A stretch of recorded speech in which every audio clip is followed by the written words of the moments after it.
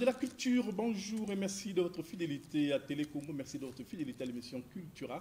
Sur le plateau de Cultura, un célèbre pasteur bishop qui séjourne à Brazzaville depuis peu. En tout cas, pour nous, c'est un honneur de le recevoir sur le plateau de Cultura. Et je cite, pour ne pas dire je nomme, le pasteur de bishop, Dionedor Kamdem Nunga. Bonjour. Bonjour. Eh bien, merci de votre arrivée à Brazzaville, donc au Congo, et bon séjour à Brazzaville. Ah, merci beaucoup. C'est un honneur pour moi d'être ici au Congo-Brazzaville. C'est toujours une grande bénédiction de retrouver les siens et surtout de pouvoir venir avec de très bonnes nouvelles. Les bonnes nouvelles, l'évangile est une bonne nouvelle. Le Congo-Brazzaville est un pays cher dans mon cœur et cher également au cœur de Dieu.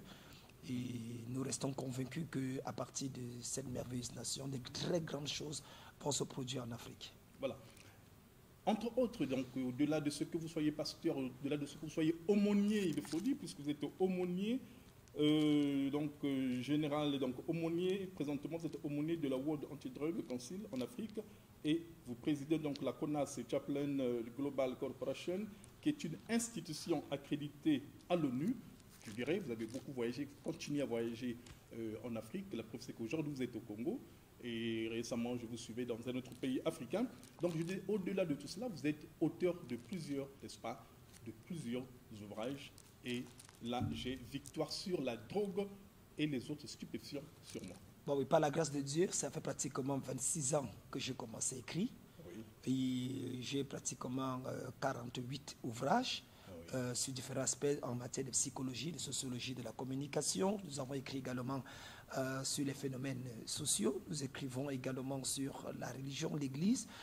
J'ai soutenu une thèse de doctorat sur l'impact de l'Église dans la société postmoderne et son influence sur le plan social et même sociétal. Parce que nous nous sommes rendus compte que la plupart du temps, les églises, en réalité, faisaient plus de bruit, préparaient les gens au ciel, mais ne les préparaient pas à régner sur la terre.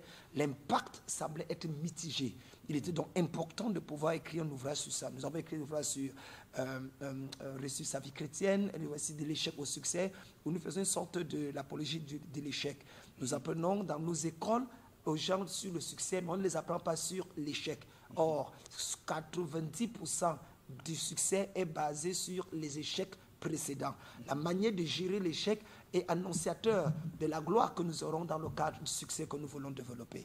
Nous avons également écrit sur la CONAS Chaplain, sur la médiation des conflits ethniques, des conflits entre nations. C'est un ouvrage d'ailleurs que nous avons présenté au niveau des cadres des Nations Unies, permettant également aux gens de comprendre qu'aujourd'hui, la notion de la paix ne peut être véritablement redéfinie que si, sur le plan national, sur le plan ethnique, que d'abord sur un plan holistique, individuel. La paix de l'âme, la paix de l'esprit et la paix du corps. Un homme qui est en paix avec lui-même sera en paix avec son environnement, sera en paix avec son entourage. Mais s'il est déjà une guerre ambulante, alors il sera difficile pour lui de trouver de la paix. Donc nous avons écrit sur plusieurs éléments, dans plusieurs couches sociales.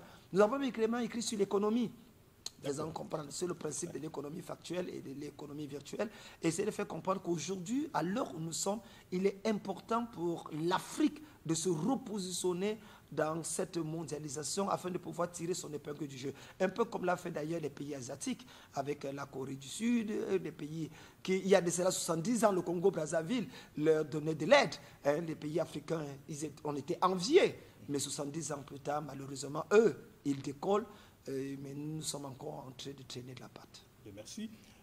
Alors, il faut dire que vous êtes vous êtes à la tête de la MIRAM, qui est donc la mission Royal Ange de Nazareth. Royal Ange, voilà, c'est Nazareth, il faut dire. Oui. Merci.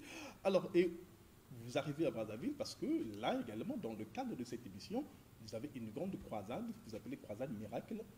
Vous allez défaire les malédictions donc des familles. Et on sait très bien que Dr Dionedor Kamdem Nunga, ces questions, n'est-ce pas, sociétales, ces questions de société vous tiennent beaucoup à cœur. Et comme vous l'avez dit tout à l'heure, vous êtes pour la réussite et non pour les échecs.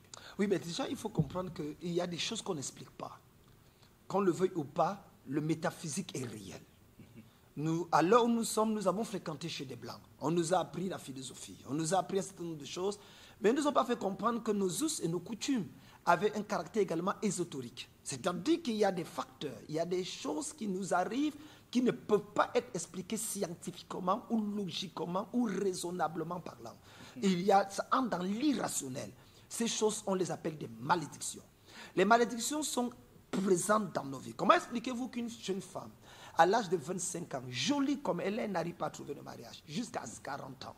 Comment expliquez-vous que des personnes intelligentes, ayant fréquenté avec des diplômes, n'arrivent pas à trouver du travail? Et vous allez constater que le plus souvent, dans la famille, il y a toujours un problème récurrent. Soit les filles dans cette famille ne se marient pas, soit les femmes dans cette famille ont des enfants au mariage, soit les hommes de cette famille sont toujours paresseux, ou alors ils ont des diplômes et ils ne font rien avec, ou alors les femmes dans ce foyer épousent toujours des hommes irresponsables. Vous allez constater qu'il y a des choses qu'avec une étude spirituelle et scientifique, il faut expliquer. Vous savez aussi bien que moi que 74 à 78% des maladies que nous avons sont des maladies psychosomatiques. C'est-à-dire qu'en réalité, ce ne sont pas des choses qui sont liées uniquement, qui peuvent être traitées sur le plan médical ou physique. Il y a une dimension psychologique à l'intérieur. Et c'est pour ça que le spirituel vient prévaloir.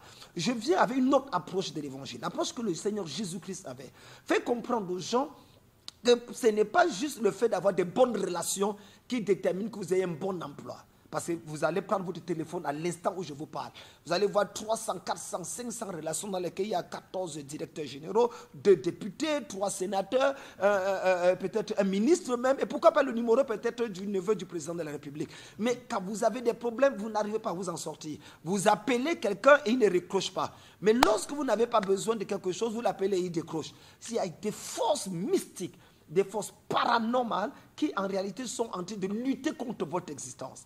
L'objectif de ce programme, de ce séminaire que nous organisons à partir de ce mercredi 13 décembre jusqu'au dimanche 17 décembre 2022, ici même à Ouenzé, dans la merveilleuse ville de Brazzaville, a pour objectif d'expliquer aux gens pourquoi est-ce qu'ils sont encore là où ils sont. Pourquoi nous prenons des décisions en début d'année. Mais avant la fin de l'année, nous nous retrouvons même découragés parce que rien ne s'est accompli. Comme a dit un chanteur ivoirien, l'an 2000, on fera tous les bilans. Ça fait déjà presque 23 ans qu'on a fait des bilans, mais on ne sait pas là où on est avec nos bilans. Alors, nous voulons traiter le problème au fond. Il s'agit d'un problème de malédiction. C'est quoi la malédiction? Je vais l'expliquer tout à l'heure. Et comment être délivré de la malédiction? Je vais encore l'expliquer tout à l'heure. En fait, c'est toute la problématique de ce séminaire que nous organisons, qui est d'ailleurs également un des livres que j'ai écrit sur la nécessité de l'Africain d'être délivré des puissances occultes afin de pouvoir vivre son véritable potentiel. Je voudrais vous dire que l'homme noir ou l'homme africain est certainement l'homme le plus intelligent sur la planète Terre, peut-être après les Juifs. Probablement également, la peau de l'homme noir est la peau la plus solide. Nous avons une richesse, 51% des richesses du monde se trouvent en Afrique.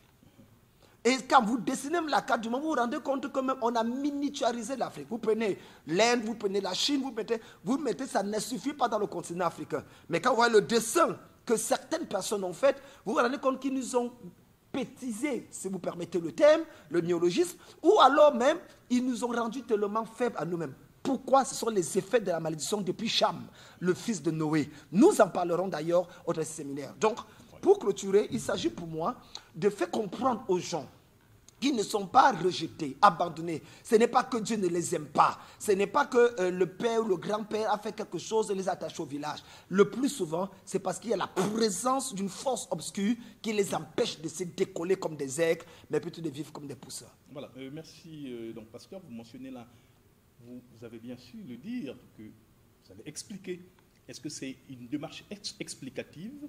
Vous apportez la définition et vous expliquez, ou également vous essayez un peu de cerner les différents facteurs pour montrer les vraies caractéristiques de la malédiction.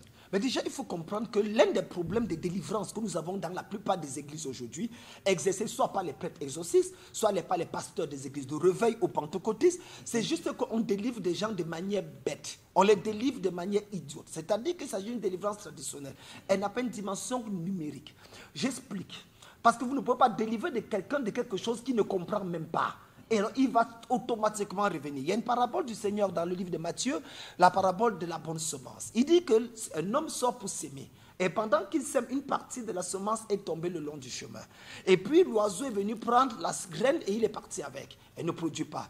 Les disciples vont lui poser la question, mais c'est quoi cette parabole? Il dit, la parole de Dieu qui tombe sur la terre, c'est celui qui reçoit la parole avec joie, mais ne la comprend pas. Mais ne la comprend pas. Et c'est pour ça que le diable vient prendre la parole et part. Vous savez, si Dieu peut faire des choses dans vos vies, mais si vous ne comprenez pas comment ça fonctionne, ça ne marche pas. Dans l'évangile de Jean, le Seigneur Jésus-Christ lui-même a dit, vous connaîtrez la vérité et la vérité vous affranchira.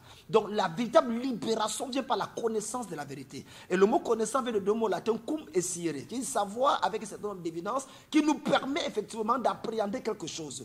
Et c'est pour ça qu'il est important d'avoir une démarche explicative avant d'avoir une démarche démonstrative. Il faut d'abord faire comprendre aux gens c'est quoi la malédiction. Pourquoi dans ma famille, nous vivons de tels phénomènes? Pourquoi est-ce que de tous les enfants de mon père ou de ma mère, personne ne lève la tête de l'eau? Qu'est-ce qui ne va pas? Lorsque nous comprenons de manière explicative, alors nous pouvons maintenant passer à la démonstration. Parce qu'il ne s'agira pas simplement de faire comprendre les gens au niveau de leur cerveau, mais d'attaquer les forces occultes par des délivrances, des miracles instantanés. Et croyez-moi, j'ai vu 17 morts revenus à la vie. J'ai vu par la grâce des aveugles et des paralytiques marcher. Encore tout récemment, j'ai prié pour une femme qui avait 52 ans à Londres. Et on avait dit qu'elle ne peut plus jamais accoucher. 52 ans à Londres. Elle est venue en Côte d'Ivoire. Nous avons prié pour elle. En repartant, je lui ai dit, madame, je vous punis avec les enfants. Elle est repartie, elle a accouché 4 enfants simultanément, 52 ans. C'est sur notre page Facebook. Ça, c'était l'année passée. Nous avons des témoignages authentiques. Une femme qui a accouché 7 ans. Non, elle a accouché 8 enfants en 4 ans. Comment vous expliquez ça?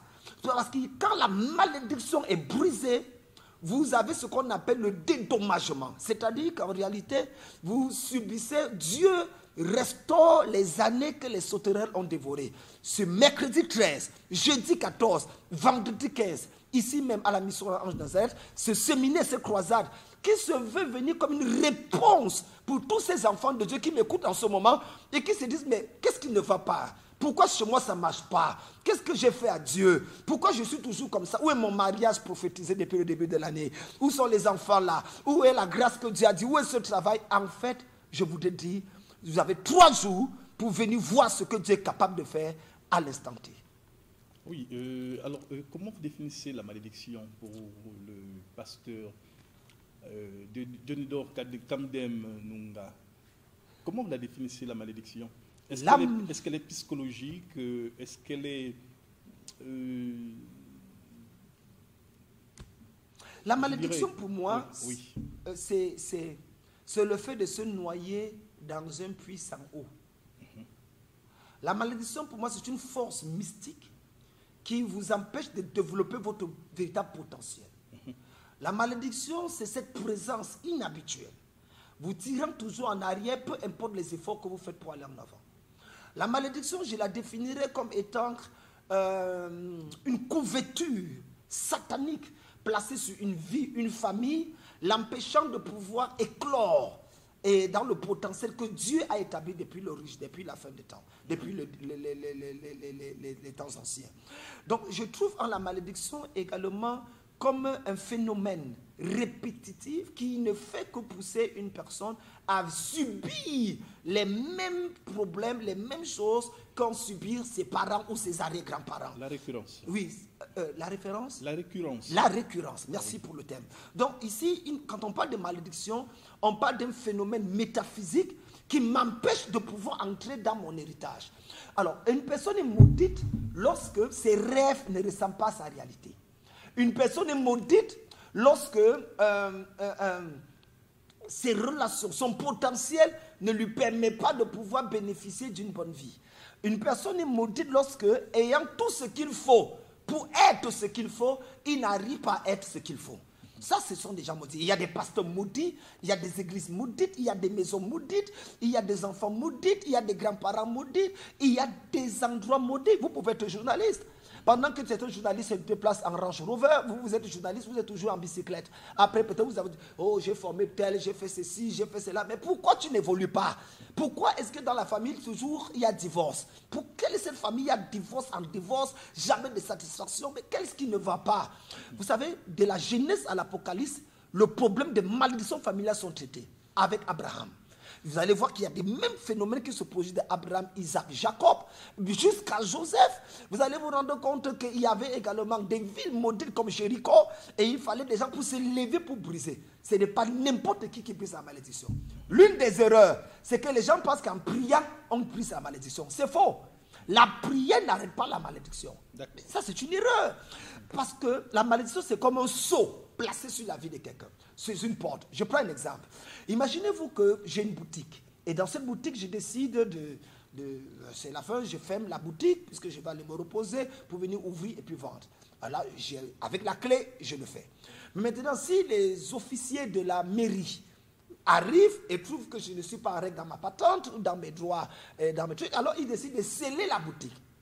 Maintenant, même si j'ai la clé de la boutique, parce qu'une autorité a scellé la boutique, je n'ai pas le droit de venir ouvrir. Si j'ouvre la boutique, bien qu'elle soit scellée, j'empire mon problème.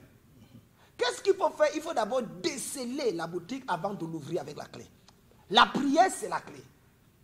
Mais si ta vie est scellée, tu n'as pas besoin de la clé. C'est pour ça que c'est un prix et ça s'aggrave. Il prie et le problème augmente. Il dit, mais je ne comprends pas. Quand je ne prie pas, ça va mieux. Mais quand je prie, c'est comme si j'attire encore trop de problèmes. C'est parce que votre vie est scellée. La malédiction est un sceau négatif placé sur une vie. Comment on fait pour enlever un sceau? C'est un décret et non une prière. Et il faut une autorité supérieure pour proclamer le décret. Et c'est ce que je suis venu faire ici à Brazzaville. Eh bien, merci. Alors, à ce moment, pasteur Diondor Kabdemunda, qu'est-ce que vous pensez finalement de ceux qui ont tous cette tendance à dire « mon temps n'est pas venu, mon temps de Dieu, mon temps arrivera ». Que pensez-vous finalement de cette conception? Ne faites pas beaucoup confiance à Dieu en ce qui concerne le temps. Oui, ne faites pas beaucoup. Excusez-moi, n'allez pas me trahir devant Dieu. Ne lui faites pas trop confiance. Demandez-moi pourquoi. Oui, allons-y. Oui, c'est plus. Comment vous voulez faire confiance à quelqu'un qui existe hors du temps? Dieu existe hors du temps. Vous savez qu'on dit je suis celui qui suis. L'éternité, l'infiniment passé, l'infiniment présent, l'infiniment futur, ça n'a rien à voir avec Dieu. Allons même plus loin. Comment allez-vous faire confiance à quelqu'un qui vous dit dans sa parole que pour lui, un jour est comme 1000 ans et 1000 ans sont comme un jour? Donc il ne connaît pas la différence entre un jour et 1000 ans. Et vous voulez lui dire, mon temps n'est pas encore arrivé? Mais c'est une erreur. En fait, ton temps arrive quand tu écoutes la parole de Dieu. C'est pour ça que la parole est claire. Aujourd'hui, si vous entendez sa voix, n'endurcissez pas vos cœurs. La matière de temps, c'est d'ailleurs 3 termes hébraïques ou grecs, 3 termes grecs qui parlent de chronos, kairos et ethos. Le chronos, c'est le temps chronologique que nous avons le matin, à midi, le soir, 11h, 12h, 15h, ainsi de suite. Le kairos, c'est le temps de Dieu, c'est-à-dire le temps marqué par Dieu pour apporter quelque chose. Mais pour que le kairos soit effectif dans ta vie, il faut que le chronos rencontre le ethos. Le ethos, c'est une opportunité, une fenêtre d'opportunité que Dieu vous donne, afin de permettre à ce que la manifestation de sa grâce puisse arriver. Et c'est ça qu'on appelle le kairos, quand le chronos et le ethos se rencontrent. C'est pour ça d'ailleurs que quand Bartimée, le célèbre aveugle dans la Bible, a prié, il a dit, Jésus, fils de David, aie pitié de moi. Les gens lui ont dit, ton temps n'est pas encore venu. Qu'est-ce que tu racontes comme ça? Ferme ta bouche. Et il criait plus fort, Jésus, fils de David, aie pitié de moi. Les gens le reprenaient, mais tu déranges le culte. Et il a crié plus fort. Et Jésus s'est arrêté, il a dit, appelez-le. Et les mêmes personnes qui disaient, tu nous déranges, tu déranges le culte, les mêmes personnes lui ont dit, hey, courage, il t'appelle. Qu'est-ce que Bartimée a fait? Il n'a pas attendu le temps de Dieu en te parlant parce que je suis passé, mais il a provoqué le temps de Dieu. D'où le thème d'Éphésiens qui dit, rachetez le temps car les jours sont mauvais. C'est en littéraire, de manière grecque, ça veut dire, saisissez les opportunités car les jours sont mauvais. Et c'est cette opportunité que nous donnons ce mercredi à 13, jeudi 14 et vendredi 15, avec une veillée de prière le vendredi 15, il faut le signaler, ici même à Wenzo, à la rue 82 avenue Jacques Opengo, où nous allons tenir un séminaire pour apporter la délivrance et permettre aux gens de ne pas finir cette année encore dans la frustration. Mais arrête quand même, soyons honnêtes. Ils sont là, ils nous écoutent. De frustration en frustration. En 2010, tu étais frustré. En 2015, frustré. 2020, tu finis frustré. 2023, mon frère, tu vas encore finir frustré. Adama, on peut faire ça? Ok. Victoire sur la drogue et les autres stupéfiants, là aussi, on dirait que c'est aussi une malédiction cachée sous la drogue. Ben, bien sûr. Vous savez aussi bien que moi, qu'en l'instant où nous parlons, il y a de cela plusieurs années, l'Afrique était juste un terrain de passage sur la drogue. Mais aujourd'hui, c'est un lieu de consommation. Les fumoirs, la cigarette, l'alcool. Et au-delà de ça, même des drogues, des pilules. Vous savez que dans nos collèges et lycées, on perd des drogues au niveau des bonbons. Les gens consomment des bonbons, mais qui sont des drogues dans le but de se fortifier. C'est devenu catastrophique aujourd'hui. Mais ce que nous voulons dire, effectivement, c'est que la malédiction est comme une drogue. Elle vous empêche de pouvoir vivre véritablement le bonheur que Dieu a prévu pour vous. Et nous allons traiter également ce problème de drogue parce qu'effectivement, les drogues sont plusieurs. Le sexe peut être une drogue. Hein. Il y a des hommes qui ne peuvent pas voir une jeune femme passer sans toutefois avoir des désirs vis-à-vis de cette femme. Ils sont comme attachés. Il a une belle femme à la maison, mais il n'arrive pas à se contenir. Mais c'est une drogue. Et il a besoin de délivrance. Vous allez voir que dans sa famille, tous les hommes sont comme ça. Ils peuvent avoir tout l'argent du monde, mais ils ne font rien avec l'argent parce que ça va toujours, excusez le terme, dans le corps d'une jeune fille et parfois même avec qui il ne veut pas. C'est comme ça. C'est une malédiction qui doit être brisée. Il y a également des jeunes filles comme ça qui ne se marient pas parce qu'effectivement, elle a 18 fiancés. Une seule fille avec 18 fiancés. Et à la fin de sa vie, elle ne comprend pas pourquoi sa vie ne marche pas. Ça, ce sont des choses que nous voulons traiter. Merci beaucoup, docteur Diondor Kadem Nunga. Il faut dire que donc, je disais que c'est notre célèbre pasteur qui arrive ici au Congo et il vient de bien notifier le motif qui le conduit ici au Congo. En tout cas, c'est donc mercredi, à partir de mercredi 13. Mercredi 13, oui. Ce mercredi à partir de 15h. De 15h, voilà, à partir de 15h, un merci séminaire. Donc, pour ce, il faut dire finalement, cette intervention, il faut dire militaire, spirituelle, n'est-ce pas, que vous apportez, puisque vous-même vous êtes un militaire, il faut dire, vous êtes un soldat, n'est-ce pas, un soldat de la foi. Amen. Vous êtes un général de la foi, vous êtes un général de Dieu, et ainsi vous êtes surnommé. Je vous dis merci pour ce très beau séjour que nous espérons, il faut dire, productif et bénéfique aux Congolais. Merci beaucoup et merci aussi de m'avoir reçu sur ce merveilleux plateau et merci pour votre intelligence et votre sagesse. Disons pour dire simplement un dernier mot aux gens qu'effectivement je vous attends ce mercredi à partir de 13h, à partir de 15h, mercredi, jeudi. Vendredi, nous avons une veillée à partir de 22h jusqu'au matin et puis dimanche, un culte dans l'après-midi à partir de 15h. Soyez mes invités ici à 82 avenue Jacques Opengo, à Station Puma. Et le numéro est simple, le numéro c'est le 06 69 66 34 5. 06 69 66 34 5. Vous m'aurez directement au téléphone et je prierai avec vous.